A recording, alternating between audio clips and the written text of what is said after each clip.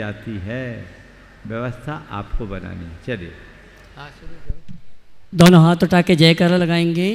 बोले देवादिदेव श्री आदिनाथ भगवान की जय जय जय। देवादिदेव श्री महावीर भगवान की जय जय जय। संत शिरोमणि गुरुराचार्य श्री विद्यासागर जी महाराज की जय जय जय। नवाचार्य श्री समय सागर जी महाराज की जय जय जय। गुणायतन प्रेता शंका शोधन भानो एक प्रवर्तक जन जन के संत प्रखर वक्ता बोले परम पूज मुनि श्री प्रमाण सागर जी महाराज की। मुनिवर श्री निर्वेक सागर जी महाराज की। मुनिवर श्री संधान सागर जी महाराज की। देवी अहिल्या की नगरी मालवा की शान, मध्य प्रदेश की आर्थिक राजधानी इंदौर के आचार्य श्री विद्यासागर सभागार से सायंकालीन टीवी चैनल का बहुचर्चित विश्वविख्यात संघ का संविधान का कार्यक्रम हम और आप आनंद लें। उसके पूर्व Paras channel, Janvani channel, Adinath channel और प्रमाणिक ऐप के माध्यम से जिस कार्यक्रम को देख को सुन रहे हैं उन सभी का और यहाँ पर उपस्थित समस्त श्रावक श्राविकाओं का धर्म प्रभावना समिति के साथ साथ सकल दिगंबर जैन समाज हार्दिक अभिनंदन स्वागत करता है। चलते हैं प्रतिदिन की भांति परम पूज मुनिवर के श्री चरण में नमन करते हुए आशीर्वाद प्राप्त करेंगे और निवेदन करेंगे संघ का समाधान के कार्यक्रम के लिए दोनों हाथ जोड़ लेंगे और मेरे साथ आप बोलेंगे हे मुनिवर नमोस्तु, हे गुरुवर नमोस्तु, हे मुनिवर नमोस्तु। और आइए गुरुवर के आशीर्वाद से हम और आप संघ का समाधान में अपनी शंकाओं का समाधान गुरुवर के मुख से प्राप्त करें। उसके पूर्व आज मैं उन परिवारों को घोषणा कर रहा हूं जिन्होंने आज गुणायतन से जुड़ने का अवसर सौभाग्य प्राप्त किया। मैं चाहूँगा जब उनके नामों की घोषणा हो तो अनुमोदना के लिए आपकी तालियां बजनी चाहिए। निर्माण निधि के रूप में श्रीमान लालचंद जी, श्रीमती संतोष रानी जी, मुकेश जी, राजुल जी जैन पटेरा कुंडलपुर, वसुधा वाहिवली बस्ती धारवाड़ हुबली कर्नाटका। निर्माण शार्थी के रूप में श्रीमती मंगल जी, अजितलाल जी, नेमिनाथ पांगल मुरड़ लातूर महाराष्ट्र। इन्होंने निर्माण सारथी के रूप में गुणायतन से जुड़ने का अवसर सौभाग्य प्राप्त किया है। जोरदार ताली बजा के सम्मान करें। और आइए चलते हैं आज जिन्होंने गुणायतन ट्रस्टी के रूप में जुड़ने का अवसर प्राप्त किया है मैं मंच पर आमंत्रित करूंगा। वे आए परम पूज्य मुनिवर के श्री चरणों में नमन करते हुए आशीर्वाद प्राप्त करेंगे और गुणायतन परिवार सम्मान का कार्यक्रम संपन्न करेंगे। श्रीमान प्रमोद कुमार जी, श्रीमती कांता जी, प्रवीण जी, प्रदीप जी जैन सहेपुरा बिटौनी जबलपुर हमारे बीच उपस्थित हैं। वे आए परम पूज्य मुनिवर के श्री चरणों में नमन करते हुए गुरुवर का आशीर्वाद प्राप्त करेंगे। पहले ये गुणायतन में स्तंभ के रूप से जुड़े थे और आज गुणायतन ट्रस्टी के रूप में इन्होंने जुड़ने का अवसर प्राप्त किया है।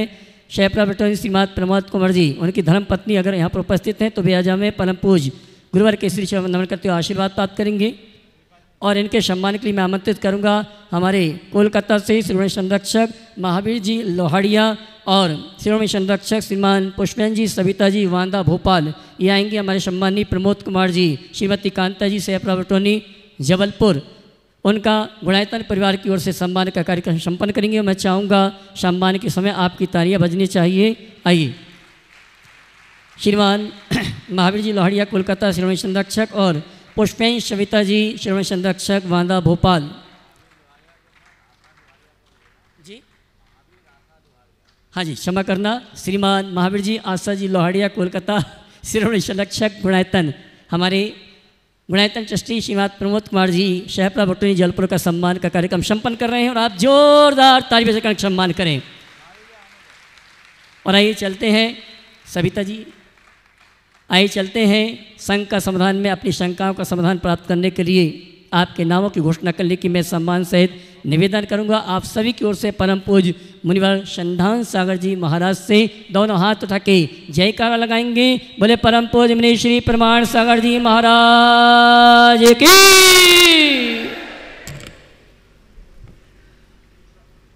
आज उत्तम शौच धर्म का दिन, गुरु चरणों में यह संघ का समाधान अपन प्रारंभ करते हैं।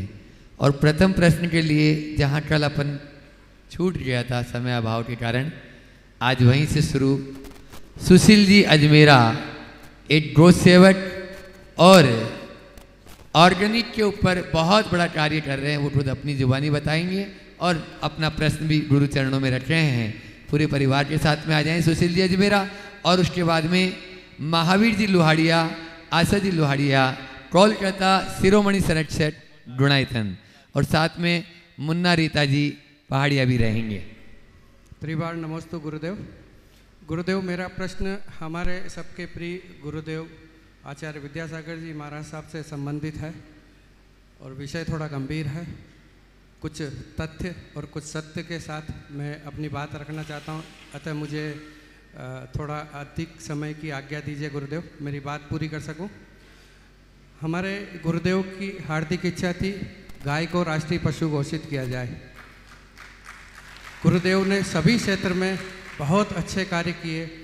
गुरुदेव ने मेरे जीवन की दशा 75 मिनट की एक मुलाकात के बाद बदल दी।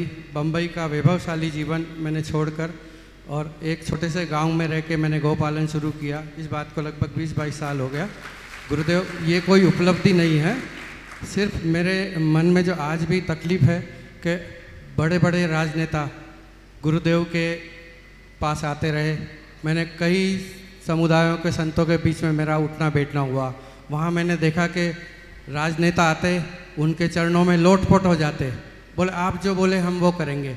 वहाँ से वादा लेकर जाते, फिर भूल जाते। अब हम क्या करें और कैसे करें, क्योंकि राजनीति की दुकान आपके शब्दों में अगर कहूँ तो दिखावट, बनावट और सजावट की है। और ये लोग कहते कुछ है, करते कुछ है, दिखाते कुछ और हैं। और हम गाय को बचाने का जो युद्ध लड़ रहे हैं वो असल में धर्म युद्ध लड़ रहे हैं, लेकिन गाय जो काटी जा रही है वो अर्थ युद्ध के नाम पे काटी जा रही है। तो हम गलत दिशा में अपना युद्ध लड़ रहे हैं। पहले तो हमें गाय का आर्थिक महत्व समाज में स्थापित करना होगा। दूसरी बात यह है कि हमारे देश की संसद में ये प्रस्ताव कभी भी पारित नहीं हो सकता है कि गाय को राष्ट्रीय पशु घोषित किया जाए और जिसके कारण देश में गौ हत्या बंद हो जाए। क्योंकि पिछले दिनों आप लोगों को पता होगा कि भारत सरकार ने एक अध्यादेश पारित किया था जीवित पशु आयात निर्यात का। उसके पीछे उद्देश्य एक ही था कि विदेशियों को अभी हमारा जो गौ मांस का फिनिश गुड्स मिलता है वो फ्रोजन फिनिश गुड्स मिलता है। अब उनको रॉ मटेरियल चाहिए। क्यों? फिनिश गुड्स में उनको मज़ा नहीं आ रहा है। रॉ मटेरियल के रूप में हमारा भारतीय गोवंश उनको चाहिए और वो गाय का चमड़ा, गाय का खून, गाय की हड्डियां और गाय के दांत सब कुछ उसका व्यापार करेंगे और वो वहीं संवर्धन करेंगे। उसके बाद उनको हमारे यहाँ से गौ मांस खरीदने की ज़रूरत नहीं पड़ेगी। लेकिन वो हत्या और हिंसा को बढ़ाने वाला व्यापार है। और मेरा आपसे निवेदन है कि ये भारत की संसद में कभी भी पास नहीं हो सकता है, क्योंकि भारत के नेता विदेशी दबाव में काम करते हैं।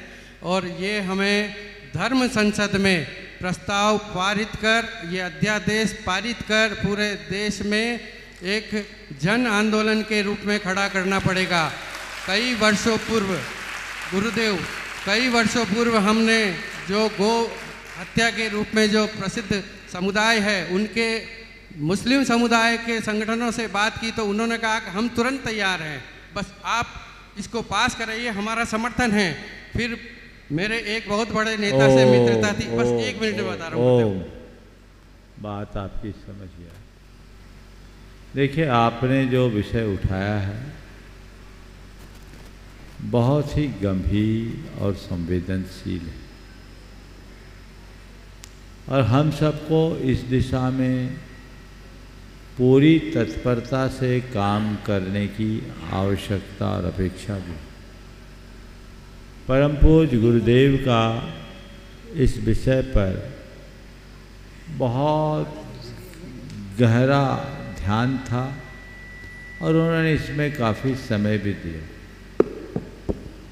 ये बात भी बिल्कुल सही है कि वर्तमान में हम सरकार के स्तर पर कुछ कर पाने में पूरी तरह समर्थ नहीं दिख रहे। सरकारें अनेक प्रकार की राष्ट्रीय और अंतर्राष्ट्रीय या भीतरी बाहरी दबाव में काम करती है। उस दबाव प्रभाव के परिणाम स्वरूप कुछ ऐसी स्थितियां निर्मित हो जाती है जो हमारी पूरी संस्कृति को तहस नहस कर देता है। आपने एक आंदोलन की बात की, आंदोलन करना चाहिए, आप लोग करें। 1999 में मैं जब गुरुदेव के चरणों में नेमावर में था, उससे पहले 1996 से लेकर 99 तक हमने पूरे मध्य प्रदेश में तहलका मचा दिया था। मांस निर्यात निरोध के विरुद्ध, मांस निर्यात के विरुद्ध बड़ी बड़ी रैलियां हुई थी, सागर, ललितपुर और सब जगह। उसका प्रभाव भी बहुत सकारात्मक पड़ा था। मध्य प्रदेश के विधानसभा में देश का पहला अशासकीय संकल्प उसी अभियान की देन थी जो मांस निर्यात के विरुद्ध पास हुआ था। ये सब बहुत गति से चल रहा था और लोगों का इसमें बहुत अच्छा उत्साह भी दिख रहा है। पर जब नेमावर में गुरुदेव से मेरा मिलना हुआ तो उन्होंने एक दिन मुझे अकेले में बुलाकर कहा, आंदोलन करना हम मुनियों का काम नहीं है, हमें अब कोई आंदोलन नहीं करना, गौशालाओं को प्रोत्साहित करते हुए हमें सकारात्मक दिशा में बढ़ना है। फिर उन्होंने एक बात कही कि आंदोलन से क्या होगा, गो हत्या के विरुद्ध में शंकराचार्यों जैसे बड़े बड़े साधु संतों के नेतृत्व में दिल्ली में कितना बड़ा बड़ा प्रदर्शन हुआ, लाखों लाख लोग आए और उन पर गोलियां चली। तो ये गुरुदेव का ही मेरे लिए निर्देश था। उस दिन का दिन है कि मैंने उसके बाद से एक भी इस प्रकार की किसी भी रैली या अभियान को गति नहीं दी। फिर गौशालाओं के लिए प्रेरणा दी और गौशालाएं चल रही।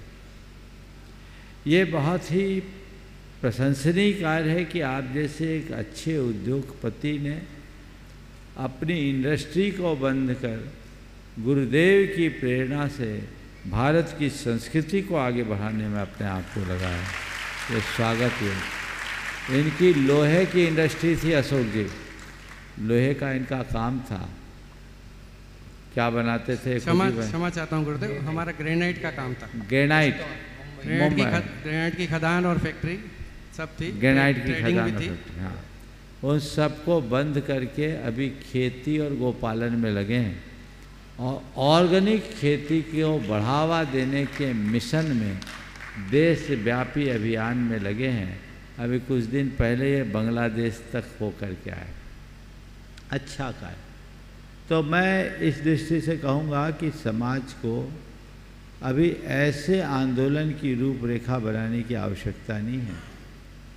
देश की जनता को जागृत होने की ज़रूरत है। गाय को राष्ट्रीय पशु घोषित कर देना मात्र इसका समाधान नहीं है। इसका असल समाधान गोवंश के पालन के प्रति जागरूकता है। गोपालक जागरूक हो जाए तो गो हत्या होगी ही नहीं।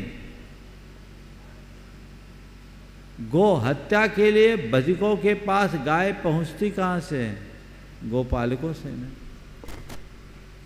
हम उस मूलभूत समस्या को देखें और ऐसी जागरूकता उत्पन्न करें कि लोग इस तरह के कृत्यों के विषय में सोचे ही नहीं, लोगों को गोवंश मिले ही नहीं, लोगों को ये समझाया जाए कि एक गाय जीते जी हमारे काम की है, मरने के बाद भी हमारे काम की है। यहीं डॉक्टर वीरेंद्र आए थे, उन्होंने कहा 8 रुपया लीटर तो आज भी हम गोमूत्र लेते हैं।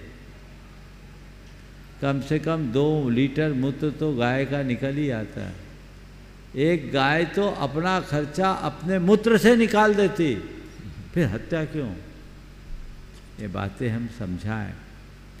गाय की धार्मिक, सांस्कृतिक और आर्थिक उपयोगिता को लोगों तक पहुंचाएं।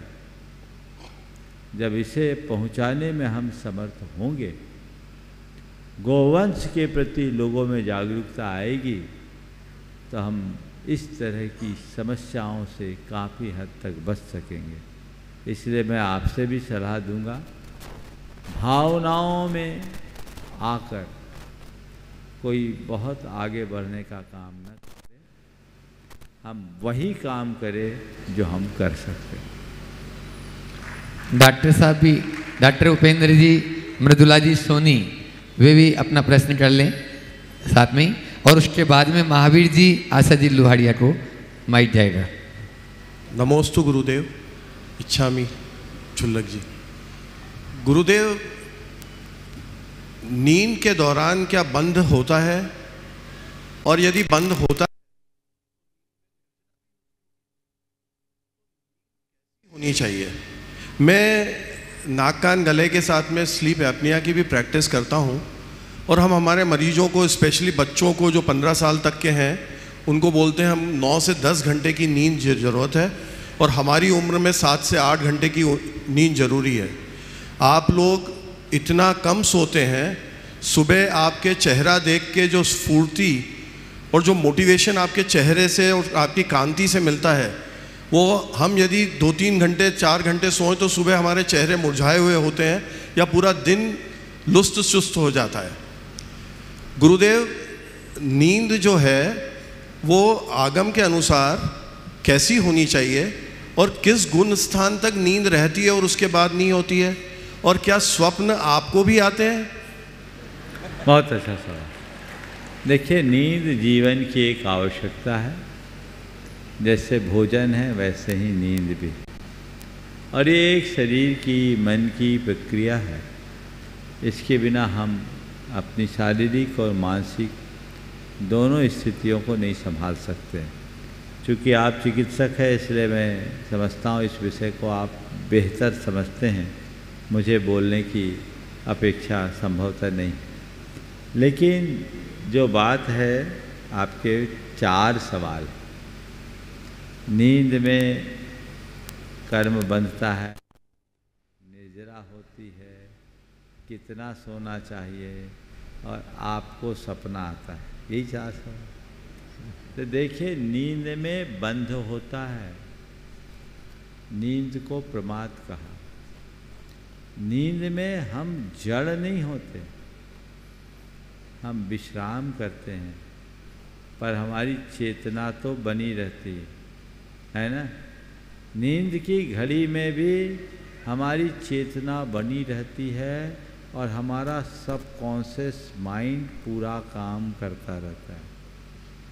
नींद की बात तो जाने दीजिए,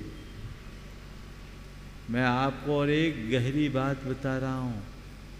माँ के पेट में पलने वाला जो भ्रूण है ना, पहले दिन से ही कर्म बांधता है, चेतना वहाँ भी है। एक रहस्य की बात बताऊँ आगम की आप लोगों को। आगम में एक बात बताई, स्वर्ग से कोई जीव आया माँ के पेट में, माँ के पेट में आया, और अभी पेट में ही है, कुछ अंतर मुहूर्त बीते, और वहीं नई आयु बांधा, और मर करके जहाँ आया वहीं चला गया, आपको पता भी नहीं चला। स्वर्ग से आया हुआ जीव वापस स्वर्ग चला गया, समझ गए। भवनवासी व्यंतर ज्योतिष देवों में आया, मुहूर्तों में चला गया, 7-8 दिन में सौधन में सांस स्वर्ग तक चला जाता है, समझ गए। और 7-8 पक्ष में आपके 12वें स्वर्ग तक पहुंच जाते। ये ऐसी व्यवस्था, जहाँ से आया वहीं पहुंच गया, आपको पता ही नहीं लगा। तो माँ के पेट में रहने वाला 7-8 दिन का भ्रूण जब देवायु का बंद कर सकता है, तो नींद में क्या नहीं बनता है, समझ गए। तो नींद में कर्म बंधता है, इसमें कोई संशय नहीं, नंबर 1। ठीक। दूसरी बात, आपने पूछा क्या नींद में निद्रा भी होती है? तो नींद में बंध अधिक होता है, निद्रा नहीं होती। स्वाभाविक निद्रा होती है, पुरुषार्थ मूलक निद्रा नहीं होती, क्योंकि नींद की घड़ी में हमारा अपना कोई पुरुषार्थ नहीं होता। सम्यक दर्शन की उपलब्धि होती तो उसके लिए कहा गया साकार जागृत उपयोग वाला होना, यानी कर्म पुरुषार्थ से करते हैं, पड़े पड़े नहीं। समझ रहे बात को? इसलिए नींद में निद्रा नहीं, बंद हो। और एक बात और बताओ, उल्टा बंद ज़्यादा होता है, सीधा बंद कम। इसलिए दिन में तो सोना ही नहीं चाहिए, और रात्रि में जितना आवश्यक हो उतना विश्राम करना चाहिए। दूसरी बात, जो आप लोग नींद लेते हैं, एक आपकी निद्रा है और एक योग निद्रा है। माइंड को और बॉडी को रिलैक्स करना, ये योग निद्रा कहलाता है। हमारा अनुभव बताता है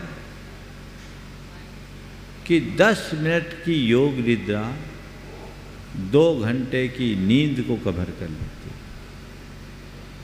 कभी कभी मैं बहुत थक जाता हूँ, कुछ नहीं करता, थोड़ी देर के लिए आंख बंद कर पैर फैलाकर टिक के बैठ जाता हूँ, रिलैक्सेशन होता है। 10-15 मिनट में ही अपने आप को तरोताज महसूस करने लगता हूँ। ये योग निद्रा। योग निद्रा की अन्य भी कई प्रक्रियाएं। तो हम साधुओं की अधिक नींद नहीं होती, थोड़े नींद में भी हम लोगों का काम चल जाता है। जिसका चित्त ज़्यादा बटा हो और व्यग्र हो, उसे उतने अधिक नींद की ज़रूरत होती है। संत जनों को उतने नींद की ज़रूरत नहीं होती। तीसरी बात, आपने पूछा नींद कौन से गुणस्थान तक आती है? 6ठे गुणस्थान तक नींद ली जाती है बुद्धिपूर्वक, और 6ठे गुणस्थान तक सपना भी आता है। आपने पूछा आपको सपना आता है। सपना है क्या? हमारे रुद्ध और अव्यक्त इच्छाओं का प्रकट रूप, जो रात्रि में सोते समय हमारे स्नायु तंत्र के संकुचित होने के परिणाम स्वरूप प्रकट होते हैं। मेडिकल साइंस तो यही बोलता है। तो हम लोगों को भी आते, पर हमारे सपने हमारे हिसाब के आते, आपके हिसाब के नहीं आते। जो जिस क्षेत्र में रहता है प्राय वैसे ही सपने आते हैं। तो सपने आ सकते हैं। और एक और रहस्य की बात बताऊं, बहुत अच्छा सवाल किया। अभी 7वां 8वां अध्याय जब पढ़ाएंगे तो एक कर्म आता है स्त्यान वृद्धि कर्म। वो एक ऐसा कर्म है जिसमें व्यक्ति नींद में भी वह काम कर लेता है जो जागृत अवस्था में होता है, और उसको पता नहीं नींद में कर लिया। तो वो बहुत प्रगाढ़ नींद में आता है। आप लोगों को भी अनुभव होगा, रात में आपने ही किसी को दरवाज़ा खोला और सवेरे आप ही पूछते भाई साहब कब आए, शायद हुआ होगा। तो जब गुरुदेव हम लोगों को पढ़ा रहे थे, आगम में आया कि ये 6ठे गुणस्थान के मुनिराज तक को हो सकते। तो हमने गुरुदेव से पूछा, गुरुदेव यदि किसी मुनिराज को ऐसा स्त्यान वृद्धि कर्म का उदय आया और वो रात में आहार को निकल जाए,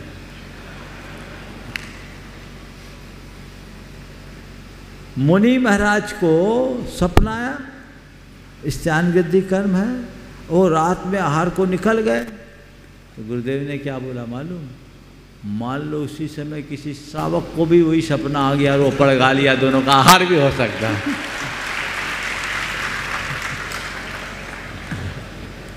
तो ये आता है, 6ठे गुणस्थान तक होता है। सपने सबको आते हैं। कुछ सपने हैं जो सहज रूप से आते हैं। आपका तो साइंस ही बोलता है कि सपने में माइंड रिफ्रेश होता है ना। आप लोग अपने हाथ में मोबाइल रखते हैं, हमने सुना है बीच बीच में आपका मोबाइल रिफ्रेश होता है ना, होता है। सारे जितने ऐप्स होते हैं रिफ्रेश होते हैं। तो ये माइंड को भी रिफ़्रेश करना होता है, और वो रिफ़्रेश नींद में होता है। पर कुछ सपने ऐसे होते हैं जो भावी सूचनाओं का संकेत देते हैं। वह केवल स्वस्थ व्यक्तियों को होता है, यदा कदा होता है, और उसे व्यक्ति भूलता नहीं। गुरुदेव, हाँ। साइंस के हिसाब से जो शिशु होते हैं उनकी ग्रोथ तो नींद में ही होती है। हाँ, क्योंकि उनके ग्रोथ हार्मोन नींद में सिक्रीट होते हैं शिशुओं में। बिल्कुल बिल्कुल ठीक बोल रहे हैं आप। इसलिए मैंने कहा कि उसमें कॉन्शियस है, बंद है। निर्जरा की बात मैंने नहीं की जी। निर्जरा पुरुषार्थ पूर्वक होती है। ये शरीर की ग्रोथ है, ये सहज प्रक्रिया, इसमें उनका अपना पुरुषार्थ नहीं। गुरुदेव, इंदौर में जो चिकित्सक हैं उनमें कई जैन चिकित्सक हैं और सबका इंदौर शहर में काफ़ी नाम भी है। हम लोग आपसे आशीर्वाद चाहते हैं कि 21 सितंबर को हम सभी डॉक्टर्स, जैन और नॉन जैन्स, आपके आशीर्वचन के लिए आना चाहते हैं। कृपया आशीर्वाद दें। बिल्कुल बना लीजिए। मेरे पास अलग से भी निवेदनार्थ आप लोग आए थे। कार्यक्रम की रूपरेखा बना के लाइए, फिर यहाँ औपचारिक रूप से उसे घोषित कर दिया जाएगा। चलिए आगे बढ़ा जाए। महावीर आसादी लोहाड़िया, शिरोमणि संरक्षक साथ में है मुन्ना जी पहाड़िया, और उसके बाद में तैयार रहेंगे डॉक्टर पंकज जी जैन सीहोर। मुन्ना आ जाओ साथ में। ओ, जिनका नाम लिया जा रहा है आगे आ जाए तो अच्छा है। मंच पर आसीन सभी मुनि महाराज, शुल्लक जी को यथायोग कोटि कोटि नमन। सबसे पहले धर्म प्रभावना समिति एवं इंदौर वासियों का हृदय से अभिनंदन करते हैं कि उन्होंने इतनी सुंदर भव्य आगवानी मुनि संघ की करी। महाराज जी, मेरा प्रश्न है, मैं एवं मुन्ना भाई विगत कई वर्षों से श्रावक संस्कार शिविर में भाग लेते हैं। उनके सुमधुर कंठों से भक्तिभाव से पूजन करते हैं। मैं भी तन्मयता के साथ प्रतिदिन शंका समाधान देखता हूँ, जो आत्मकल्याण के संदर्भ में आपके विचार प्रस्तुत होते हैं। उन्हें सरल शब्दों में लिखकर सोशल मीडिया के माध्यम से पोस्ट करता हूँ, जिससे सभी लोग लाभान्वित होते हैं। और बचपन से लेकर वृद्ध व्यक्ति भी हमसे आकर के कहते हैं कि आपकी ये जो चीज़ें हैं मैं ध्यान से पढ़ता हूँ। तो महाराज जी, हम दोनों की यही भावना है कि समक्ष श्रावकों का कल्याण हो। वे हम दोनों के किस पुण्य का उदय है एवं आगामी भाव कितना सार्थक होगा, कृपया समाधान करें।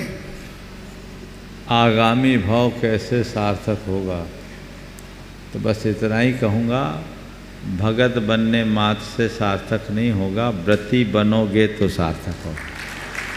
समझ गए? इसलिए भक्त तो आप बने हो, बहुत पुराने समय से जुड़े हो। अब लक्ष्य बनाओ व्रती बनने का, और अंत संलेखना के साथ करने का। यही भव का सार, भवस्य सारम किम किल व्रत धारणा। इसलिए सभी से मैं कहता हूँ, अव्रती बनकर नहीं जीना, व्रती बनकर ही शरीर छोड़ना है। ये लक्ष्य बनाइएगा तो जीवन का उद्धार होगा। डॉक्टर पंकज जी जैन सीहोर, और उसके बाद में सुमन जी जैन अहमदाबाद। गुरुदेव के चरणों में सादर नमन। नमोस्तु गुरुदेव। मेरी वर्षों से प्रतीक्षा थी, बहुत इच्छा थी, और कुछ समय पूर्व मैंने आपसे आशीर्वाद चाहा था कि मुझे श्रावक संस्कार शिविर में सहभागिता का अवसर प्राप्त हो, और आपने मुझे आशीर्वाद दिया था। और उस आशीर्वाद के फलस्वरूप मैं इस श्रावक संस्कार शिविर को बहुत अच्छे से संपन्न कर रहा हूँ, और अगर हमारी भाषा में कहूँ तो बहुत अच्छे से एंजॉय कर रहा हूँ। महाराज जी, यहाँ की व्यवस्थाएं बहुत ही अति उत्तम है। आपके माध्यम से एक चीज़ लोगों की जानकारी भी कहलवाना चाहता हूँ गुरुदेव, कि हम लोग इतनी अच्छी व्यवस्थाएं भोजन की चल रही हैं, इतना स्वादिष्ट भोजन मिल रहा है, सब कुछ अति उत्तम व्यवस्था है, परंतु हमारी समाज में लाइन का कल्चर आज तक नहीं आ पाया कि वो क्यों लगा के हम लोग काम क्यों नहीं करते।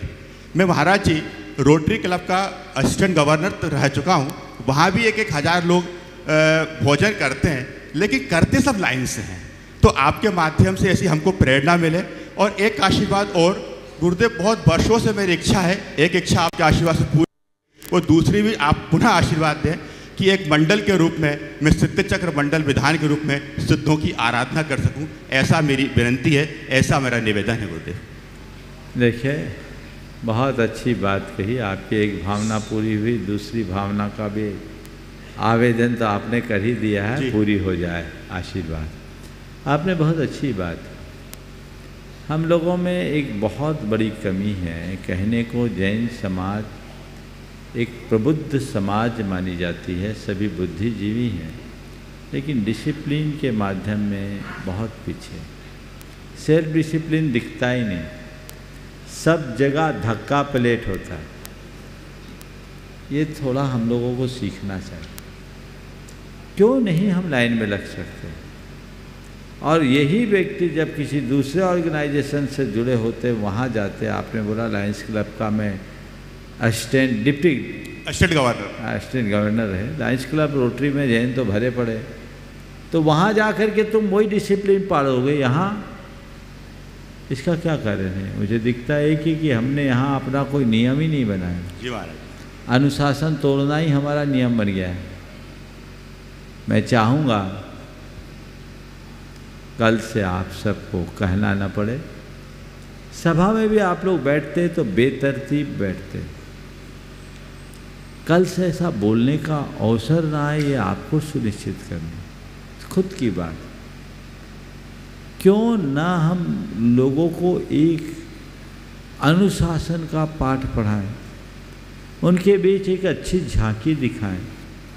यदि ऐसा करते हैं तो उसका सुपरिणाम सुनिश्चित होता है। इसलिए हमें इन बातों पर बहुत गंभीरता से विचार करना चाहिए। आपने बात छोटी कही, लेकिन इसका दूरगामी परिणाम बहुत गहरा है। इसी तरह आपने जब बोला है तो एक बात और जरूरी था, आप मुनि महाराजों को आहार देते हो और किसी के घर आहार होता है, उसके समय जो आहार देने की उत्कंठा में आप लोग जिस तरह की प्रस्तुति करते हो, अगर उसकी वीडियो बनाकर वायरल किया जाए तो कितनी प्रभावना होगी आप लोग तय करना। एक ऐसा व्यक्ति जिसे जैन धर्म का कोई परिचय नहीं है, उसके ऊपर उसका क्या असर पड़ेगा आप सोचिए। क्या वहाँ हम थोड़ा सा अनुशासन, थोड़ा धैर्य और संयम का परिचय नहीं दे सकते? सब जगह आज से जितने लोग यहाँ बैठे हैं और देश भर में जो लोग सुन रहे हैं, ये इस बात के लिए संकल्पित हो जाए कि मुझे सेल्फ डिसिप्लिन का पालन करना है और कहीं भी जाए खींचातानी धक्का मुक्की से बचना है। थोड़ा धैर्य रखें तो बहुत अच्छा हो। उसमें महाराज जी समय भी बहुत बचता है। बहुत सुंदर। सुमन जी जैन अहमदाबाद, और उसके बाद में तैयार रहेंगे पंडित निर्मल जी जैन विदिशा। मेरे और मेरे परिवार की ओर से त्रिवार नमोस्तु नमोस्तु नमोस्तु और छुल्लक जी को इच्छा में। महाराज जी, ऐसे तो भावना योग से मैं कोरोना से जुड़ी हुई हूँ। कोरोना में मेरे बेटा और मेरे पति को बहुत तकलीफ हो गई थी, पर बेटा तो कोरोना से भावना योग से करता हुआ दवाई खाते खाते घर पे ठीक हो गया, लेकिन पति की स्वास्थ्य दिन पे दिन बिगड़ने लगा। 700 डायबिटीज़ हो गई, डॉक्टर के पास ले गए, डॉक्टर ने भी ना पार दिया। लेकिन अहमदाबाद से हम 80 किलोमीटर दूर बीराम गांव लेके गए। वहाँ पर डॉक्टर ने तो भर्ती कर लिया, फिर डॉक्टर बोले कोई चांस नहीं लग रहा है। लेकिन मैं उनके साथ में ही रही। वो आईसीयू में थे, तब भी मैंने डॉक्टर से विनती करी और मैं आईसीयू में ही साथ में रही। भक्तंबर का 45वां काव एवं भावना योग उनके सिर पे हाथ रख रख के मैं करती रही। उससे उनको बहुत जल्दी रिकवरी आई। वो एक दिन ऐसा 3 दिन के बाद फिर ऑक्सीजन एकदम गिर गया, डॉक्टर ने बिल्कुल ना पार दिया। फिर बोला मेरे को आईसीयू में जाने दो डॉक्टर साहब, हम उनको देख लेंगे। बोले आपको कुछ हो जाएगा, मेरे को कुछ नहीं होगा। फिर मैं फिर से गई, 45वां काप पड़ा और भावना एक किया, उनके सिर पे हाथ रख के उनको रिकवरी फिर वापस आने लगी। 4-5 दिन के बाद उनको छुट्टी मिल गई, घर पर लेके आ गए, पर स्वास्थ्य बहुत खराब हो रहा था। इसके बाद में हमको बहुत अटूट सिद्ध हो गई कि बेटा और पति दोनों को मैंने बचाया कोरोना से। फिर इसके बाद 2022 20 जुलाई ऐसी आई कि रात को उनको स्वास्थ्य बिगड़ा 2 साल के बाद। स्वास्थ्य बिगड़ा, रात को उनको तबीयत खराब हुई, उनने खुद अपने आप मोबाइल खोला, भक्तम्बर पाठ किया, इसके बाद भावना ये किया, पर मेरे को जगाया कि मेरी तबीयत ठीक नहीं लग रही, घबराहट हो रही है मेरे को। मैं उठी, मैंने बेटा को जगाया, मैंने कहा बेटा गाड़ी निकाल, पापा को दवा खाने ले जाना है। उनने ना बोला, फिर भी मेरा मन नहीं माना था, मैं दवा खाने लगी। भावना ये खुद करके उनने अपने आप से किया, दवा खाने लेके गए, 4 सवा 4 बजे दवा खाने पहुँचे। इसके बाद ऑक्सीजन पर उन्होंने डॉक्टर ने रखा और ख़त्म हो गए। बस इसके बाद हमको इतने तबीयत, मेरा स्वास्थ्य बिगड़ने लगा, इतना स्वास्थ्य बिगड़ने लगा, 2-3 महीना बहुत तकलीफ हुई मेरे को। इसके बाद बच्चों ने, रिश्तेदारों ने, सबने बोला कि भावना योग से जुड़ो तुम। फिर मैं दोनों टाइम भावना योग करने लगी। भावना योग से मेरे को बहुत अच्छी रिकवरी आई। और इसके बाद मैं सुबह तो चलते फिरते मोबाइल में कर लेती, रसोड़ा में काम करते करते भावना योग करती हूँ, पर शाम को कंटिन्यूज बैठ के भावना करती। मेरे को बहुत स्वास्थ्य ठीक है। मेरे को भी बहुत तकलीफ हो गई थी, गले में भी बहुत दुखता था, लेकिन मैं डॉक्टर के पास लेकर नहीं गई, दिखाने नहीं गई, पर भावना योग से मेरे को बहुत अच्छा है। बहुत सुंदर। देखिए, ऐसा अनुभव एक नहीं, हजारों लोगों का है। आए दिन लोग अपने अपने अनुभव बताते हैं। अभी प्रमाणिक समूह के पास कम से कम 500 लोगों के अनुभव तो रिकॉर्डेड है। आप सबसे मैं कहूँगा, अपने अनुभवों को साझा कीजिए, स्वयं भावना योग कीजिए, औरों को भावना योग करने की प्रेरणा दीजिए, ताकि हम पूरे समाज को एक स्वस्थ समाज बनाने में अपना योगदान दे सकें। आशीर्वाद इधर होने के बाद पंडित निर्मल जी जैन विदिशा, और उसके बाद में तैयार रहेंगे अर्चना जी रावत और पूरा परिवार। मंच पर विराजीन मेरे गुरुवर को बारंबार कोटि सा नमस्तु, और ढायत में विराजमान 3 कमनौन राजों के चरणानंद में हमारा बारंबार नमस्कार। गुरु न तराजू तुल सके, गुरु ना मीटर आए, गुरु तो हृदय में वसे, श्रद्धा सुमन चढ़ाए। भगवान, मेरा प्रश्न है कि आचार्य भगवान जब से समाधिस्थ हुए हैं, तब से उनके अन्य देश के अनेक स्थानों पर प्रतिमाएं स्थापित होने की पहल हो रही है। इसमें मैं आपसे निवेदन करता हूं कि हम सबको आपका मंतव्य क्या है और हम सबको इस मामले में किस मार्ग से प्रेरणा दे सकते हैं। नमोस्तु भगवान, नमोस्तु भगवान, नमोस्तु भगवान। देखिए, आचार्य महाराज का इतना प्रताप है कि उनके नाम पर हम जो करें सब कम। आचार्य महाराज के नाम की मूर्ति विराजना तो बहुत छोटी सी बात है, उनके नाम का बृहत्तम मंदिर भी बनाया जा सकता है। मेरे सामने ये प्रस्ताव उसी समय आया था जिस समय गुरुदेव की समाधि हुई। मन तो करता था कि ऐसा कर लिया जाए, लेकिन तभी गुरुदेव की छवि आंखों के सामने उभरती, और गुरुदेव ने अनेक बार कहा है कि किसी भी मुनि या आचार्य की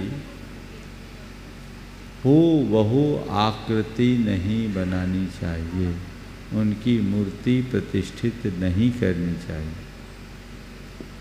वो कहते थे कि गाल धसे, आँखों में झुर्रियाँ पड़ी, गड्ढे पड़े, बिल्कुल नहीं।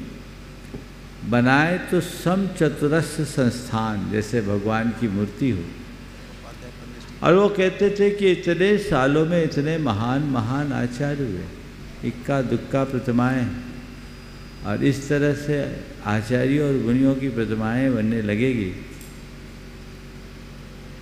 तो परंपरा दूषित हो सकती है, फिर भगवान गौण हो जाएंगे।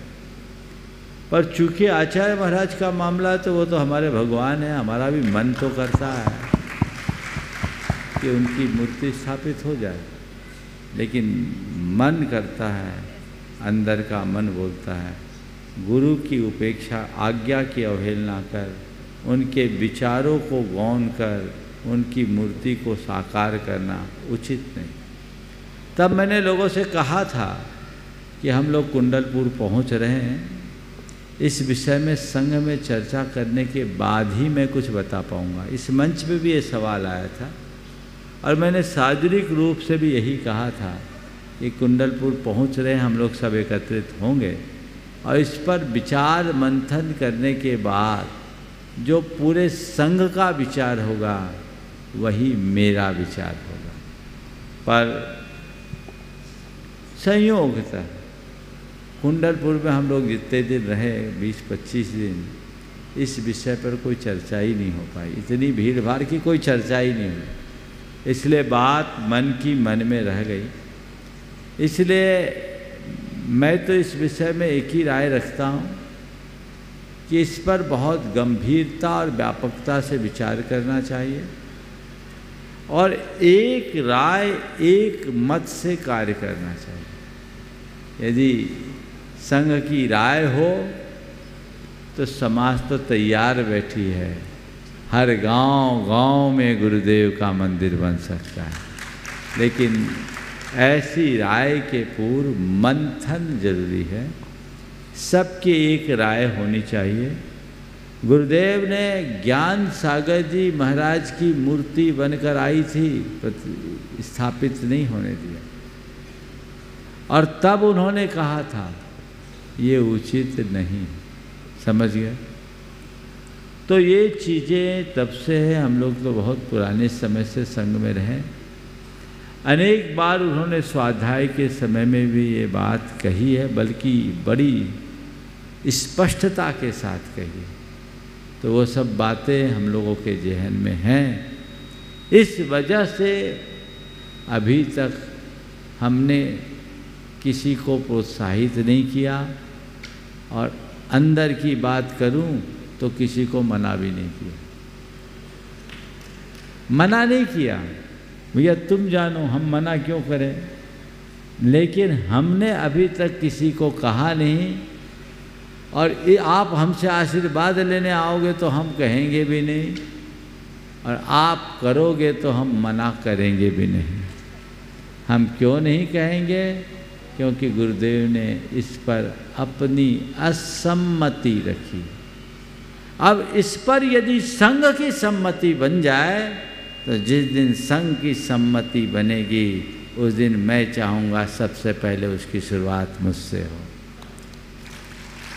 लेकिन हमें किसी भी कार्य को केवल भावनात्मक रूप से सोचकर नहीं करना, उसे बहुत व्यापकता से करना चाहिए और उसके दूरगामी परिणामों पर भी विचार करना चाहिए, तभी सही सुपरिणाम आएगा। नमस्ते महाराज। नमस्ते महाराज जी।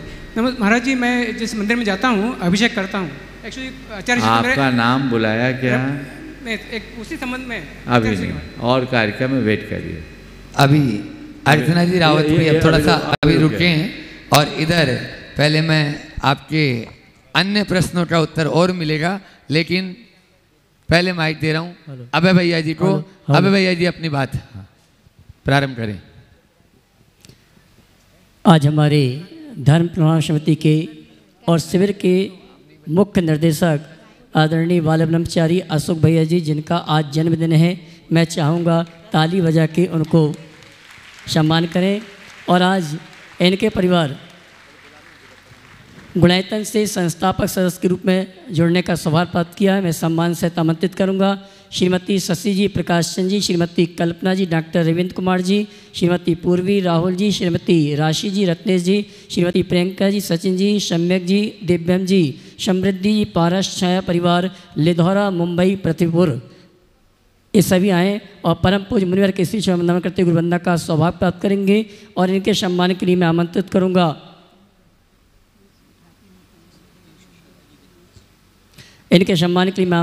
हमारे जैन समाज के गौरव भामा साहेब अशोक जी, सुशीला जी पाटनी, साथ में विकास जी, संगीता जी, जेएमबी परिवार इंदौर, हमारे सम्मानी इस परिवार का सम्मान करेंगे। और आज इस परिवार ने महाराज श्री के साहित्य को जन जन तक पहुंचाने के लिए अपनी ओर से 51,000 रुपये की राशि प्रदान की है। ऐसे परिवार के लिए मैं चाहूँगा जोरदार ताली बजाकर सम्मान करें। और मैं आदरणीय अशोक भैया जी से भी चाहूँगा इस परिवार के साथ ये सम्मान ग्रहण करने के लिए आइए। अशोक जी, सुशीला जी पाटनी, श्रीमान विकास जी, संगीता जी, जेएमबी परिवार इंदौर, किशनगढ़, श्रीमान संरक्षक आए।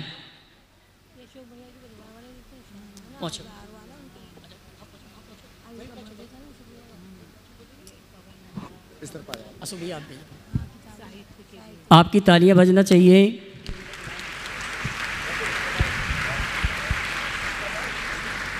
तालियां बहुत कम बज रही हैं। जो पूरे कार्यक्रम का निर्देशन कर रहे हैं ऐसे आदरणीय अशोक भैया जी का जन्मदिन है और आपकी तालियां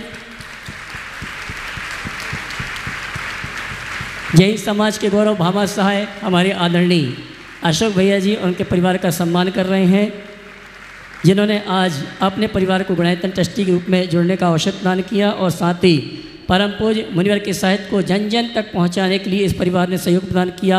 11 सेट अपनी ओर से विभिन्न जिलों में पहुंचाने के लिए 51,000 रुपये की राशि देने की घोषणा की है। बहुत बहुत धन्यवाद। और आइए अशोक भैया जी को आमंत्रित करूंगा विधान की जानकारी के लिए।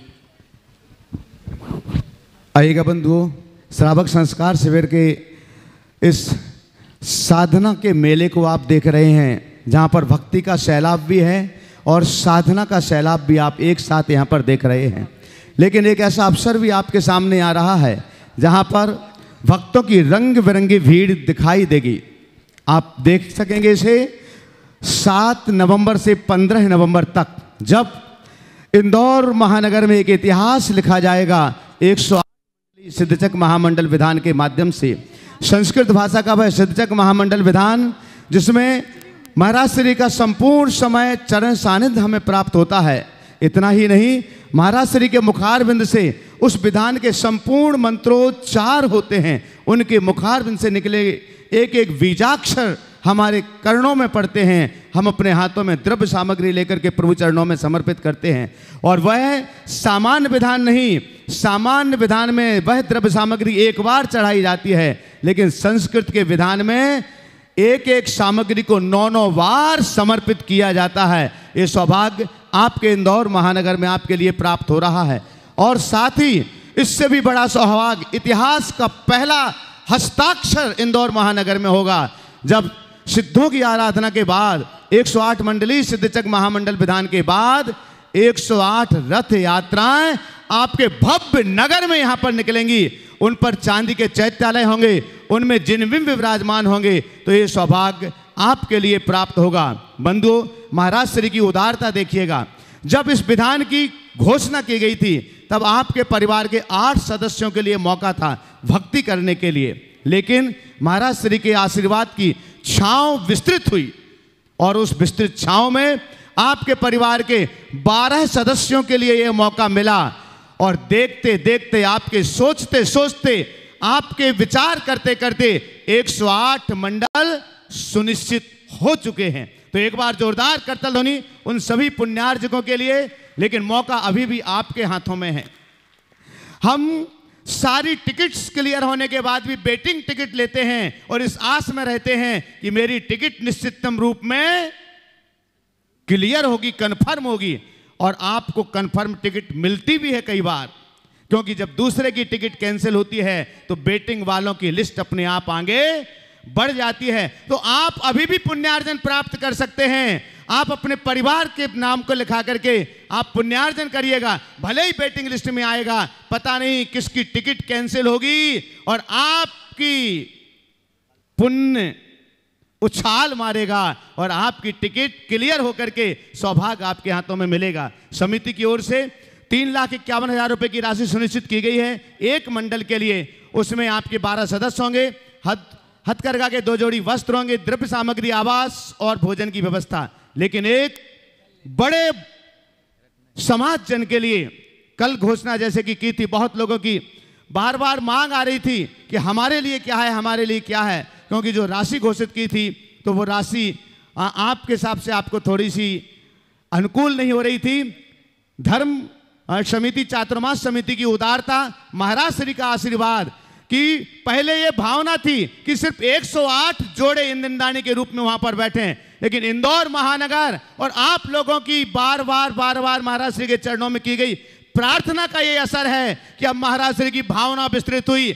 उनके मन में शायद आया कि एक शून्य और बढ़ा दिया जाए बीच का, और हो सकता है ये 108 की संख्या 1008 इंद्राणी के जोड़े के रूप में परिवर्तित हो जाए।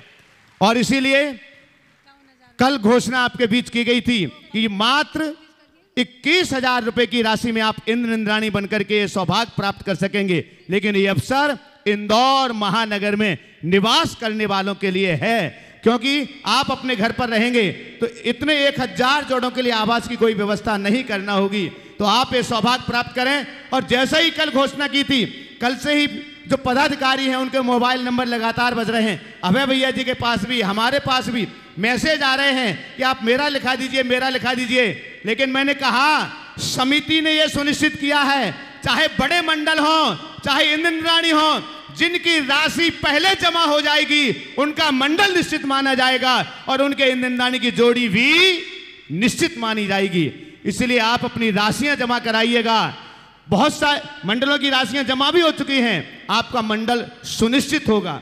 अकेले नाम लिखने से आपका मंडल सुनिश्चित नहीं माना जाएगा। मेरा फिर से अनुरोध है, और जो इंद्राणी के रूप में अपनी सहभागिता देना चाहते हैं, 21,000 रुपये की मात्र राशि है, जिसमें आपको वस्त्र, भोजन, द्रव्य सामग्री की व्यवस्था समिति की ओर से दी जाएगी। और लगातार कार्यकर्ता कार्यालय में कार्य कर रहे हैं। आप वहां पहुंचें, अपनी रसीद कटाएं और अपना नामांकन करिएगा, ताकि उस दृश्य के जो इतिहास का पहला दृश्य है, जिसका हस्ताक्षर इंदौर महानगर में होने वाला है, उसके आप दर्शक नहीं बने, उसके आप साक्षी नहीं बने, आप उसके सहभागी बने और उसका एक हिस्सा बन करके आप भी कह सकें गौरव के साथ कि एक ऐसा विधान हुआ था जिसके विधान के बाद 108 रथ यात्राएं निकली थी और उसका साक्षी, उसका सहभागी मैं स्वयं हूं। तो आइएगा बंधु, आज पुनः आपके बीच घोषणा कर रहा हूं 21,000 रुपए की राशि में आप इंद्राणी के रूप में। और महाराज श्री ने जैसे कल कहा था, जिनके इंद्र हैं इंद्राणी सहित आना, ऐसे नहीं कि देवरानी जिठानी 2 जोड़ी बना करके आ जाओ।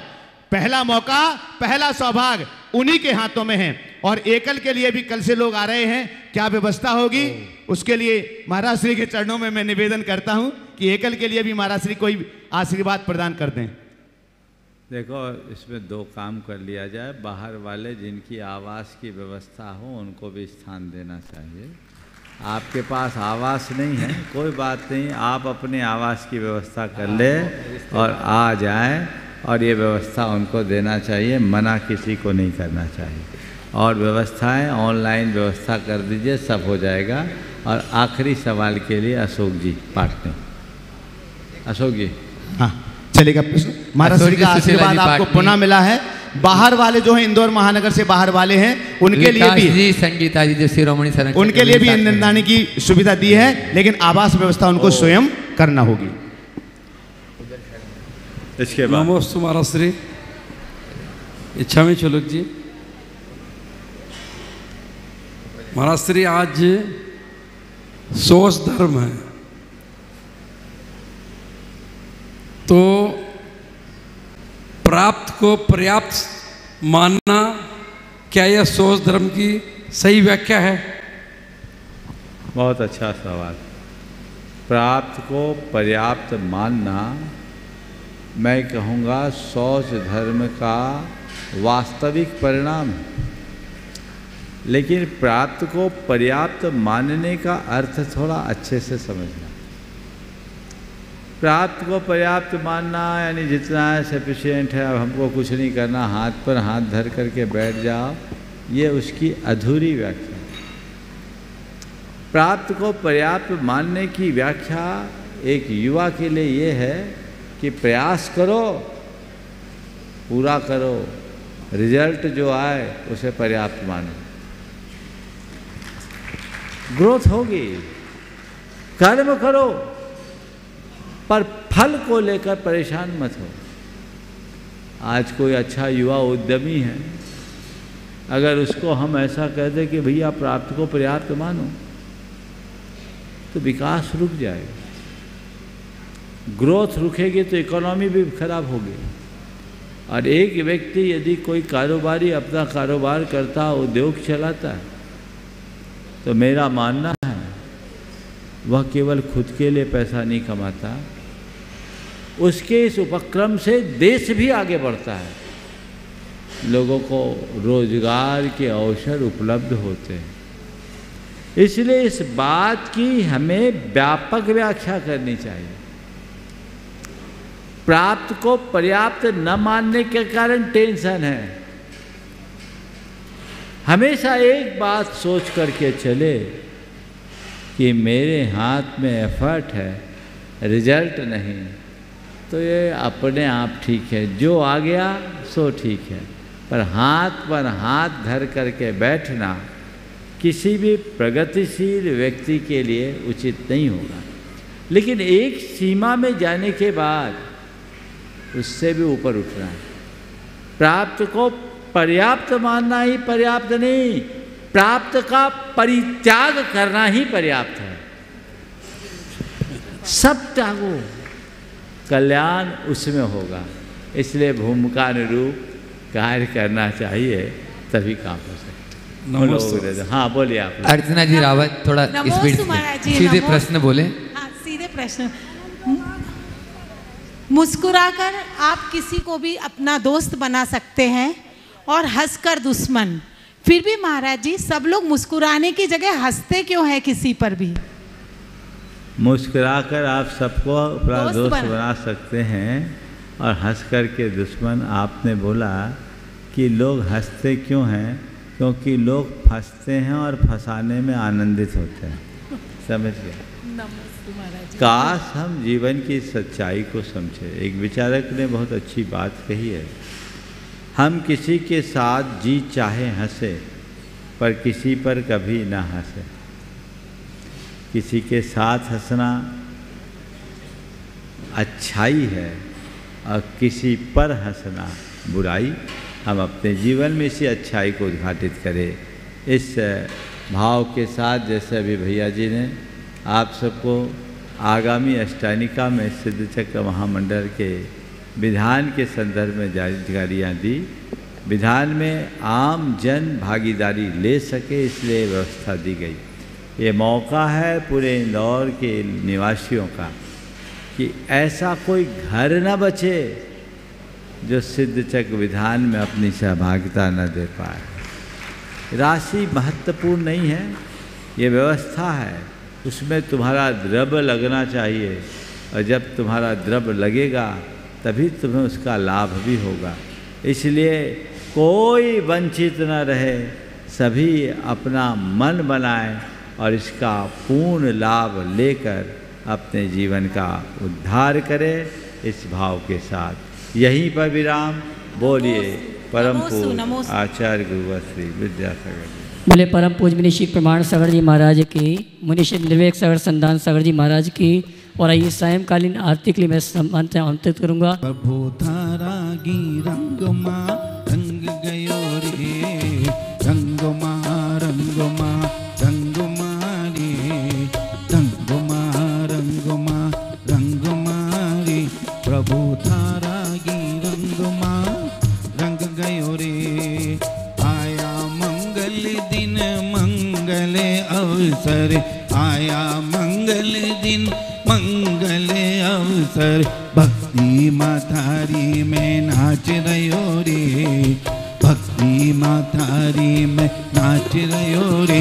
प्रभु धारा गी रंगमा रंग गयो रे।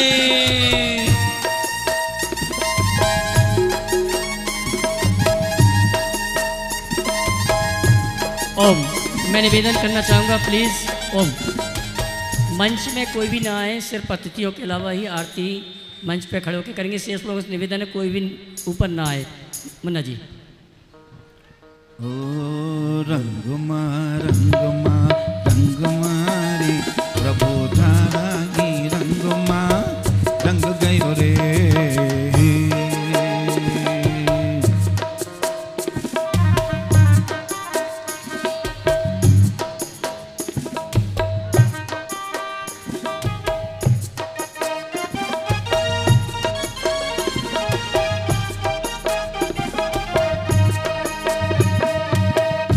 विधि मंगल आरती कीजे, पंच परम पद भज सुख लीजे। ये विधि मंगल आरती कीजे, पंच परम पद भज सुख लीजे। पहली आरती श्री जिन राजा, पहली आरती श्री जिन राजा। भवदधि पार उतार जी राजा, भवदधि पार उतार जी राजा। दूसरी आरत सीधन के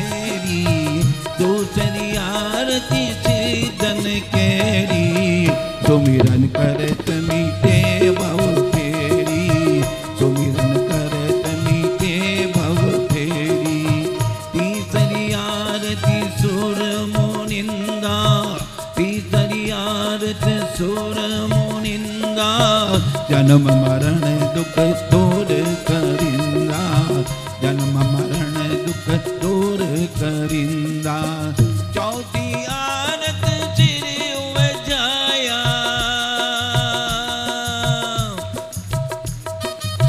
चौथी आरत सिर उवजाया, दर्शन देखत पाप पलाया। पांचवी आरती साधो तिहारी, गोमती विनाशन शिव अधिकारी। पांचवी आरती साधु तिहारी, गोमती विनाशन शिव अधिकारी।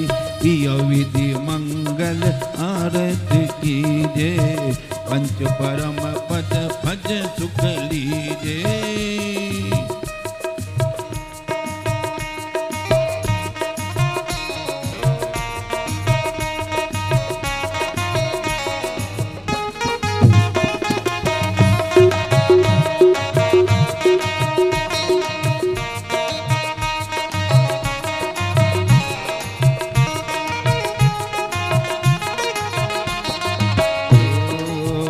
प्रमाण सागर की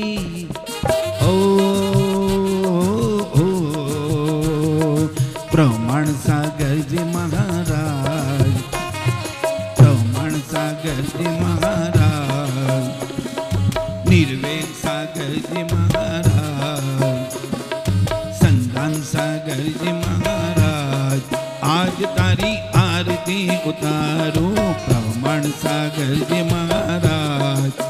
आज तारी आरती उतारो, आरती उतारो थारी मूरत निहारो, आरती उतारो थारी मूरत निहारो। भगवंत ओ तीर्थ बिहारी मुनिराज, आज तारी आरती उतारो तीर्थ बिहारी मुनिराज। आज तारी आरती उतारो।